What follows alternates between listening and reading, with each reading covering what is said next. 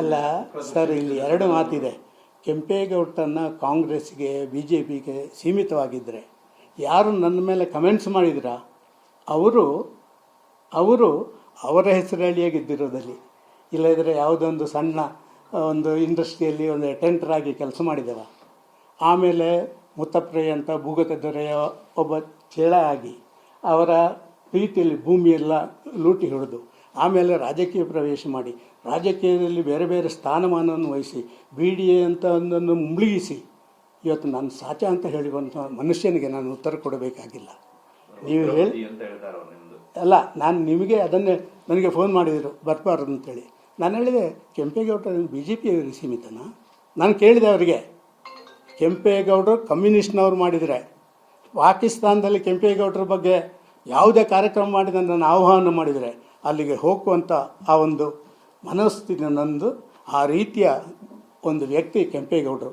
ಈ ಕೆಂಪೇಗೌಡರ ಹೆಸರು ಹೇಳಿ ಎಲ್ಲ ಒಕ್ಕಲಿಗರ ಓಟ್ ತಗೊಂಡು ಅವರನ್ನೇ ಸಮಾಧಿ ಮಾಡಿ ಅವರ ಭೂಮಿಯನ್ನೆಲ್ಲ ಕೊಳ್ಳೆ ಹೊಡೆದು ಎಲ್ಲ ಅಧಿಕಾರ ಸ್ಥಾನಕ್ಕೇರಿ ಈ ರೀತಿ ಕೆಂಪೇಗೌಡರ ಕಾರ್ಯಕ್ರಮಕ್ಕೆ ಹೋಗುವುದಕ್ಕೆ ಅವರು ಹೇಳಿದಂಥ ಮಾತು, ಆ ಕೆಂಪೇಗೌಡರಿಗೆ ಮಾಡಿದಂಥ ಅಪಮಾನ, ಆ ಕೆಂಪೇಗೌಡರ ಪರಿವಾರ ಅದನ್ನು ನೋಡಬೇಕು ಅಂತ ಹೇಳುವಂಥ ನನ್ನ ಮನಸ್ಸಲ್ಲಿದೆ. ಗೊತ್ತಾಗಿದೆ ಸರ್, ಅದಕ್ಕೆ ಶುರು ಆಯ್ತಲ್ಲ. ಇವತ್ತು ನೋಡಿದ್ದೀರಾ ನೀವು, ಇವತ್ತು ದಕ್ಷಿಣ ಕನ್ನಡದ ಸುಳ್ಯ, ಪುತ್ತೂರು, ಬೆಳ್ತಂಗಡಿ ಭಾಗದ ಎಲ್ಲ ಒಕ್ಕಲಿಗರು ಇವತ್ತಲ್ಲಿ ಈಗಾಗಲೇ ಒಂದು ಪ್ರತಿಭಟನೆಯನ್ನು ಪ್ರಾರಂಭ ಮಾಡಿದ್ದಾರೆ. ನಾಳೆ ನಾಲ್ದರಲ್ಲಿ ಪ್ರೆಸ್ ಮೀಟ್ ಮಾಡ್ತಾರೆ. ಏನು ದಕ್ಷಿಣ ಕನ್ನಡದ ಬಗ್ಗೆ ಏನು ಗೊತ್ತಿಲ್ಲದೆ ದುಡ್ಡು ಮಾಡೋದರಲ್ಲೇ ಮುಳುಗಿ ಗೂಂಡಾಗಿರಿ ಮಾಡಿದರಲ್ಲೇ ಮುಳುಗಿದಂಥ ವ್ಯಕ್ತಿ ಕಮೆಂಟ್ ಮಾಡಿದರೆ ಅದಕ್ಕೆ ಎಷ್ಟು ಗೌರವ ಕೊಡಬೇಕು ಸರ್?